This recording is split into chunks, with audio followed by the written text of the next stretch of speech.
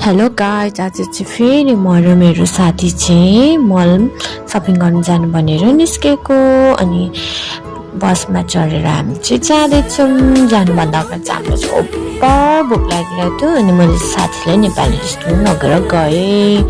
अनि यहाँको इन्भाइरोमेन्ट हेर्नु न, नेपाली पिक्चरहरू लगाएको, पिस नेपाली म्युजिकहरू बजिरहेको छ। अनि त्यसपछि हामीले नेपाली स्टाइल चाउमिन र मोमो अर्डर गरेर खाएर पेट पकाएपछि चाहिँ हामी मलतिर लाग्यौँ।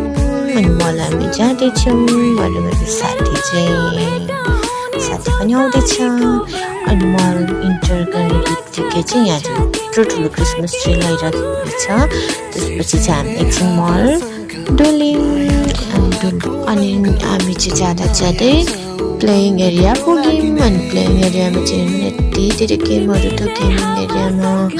अनि त्यहाँदेखि यहाँनिर चाहिँ क्युट डलहरू अनि के निकाल्ने गेमहरू थियो क्या। अनि मलाई चाहिँ फेरि गेमको बारेमा केही आइडिया नै छैन, तर पनि यसो एक्सप्लोर गऱ्यौँ। अनि यहाँ चाहिँ सबै हेर्नु न, सबैजना बिजी हुनुहुन्छ। सानो बच्चादेखि ठुलो एजेडहरू सबै अङ्कल आन्टीहरू दिदी दाजुहरू सबैजना आफ्नै तरिकाले इन्जोय गरिराख्नु भएको छ। अनि यहाँ चाहिँ फेरि कति टाइपको डिफ्रेन्ट टाइपको गेमहरू रहेछ। मलाई त केही थाहा नै छैन, जस्ट हेरेँ इन्जोय गरेँ।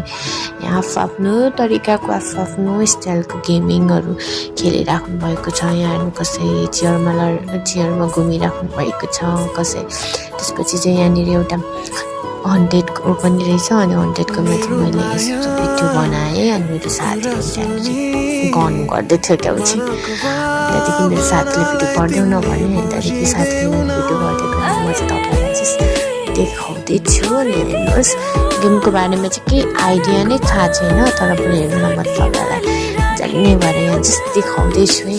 अनि यहाँनिर बच्चाहरू मात्रै नभएर अङ्कल आन्टीहरू सबैजना इन्जोय गरिराख्नु भएको थियो क्या।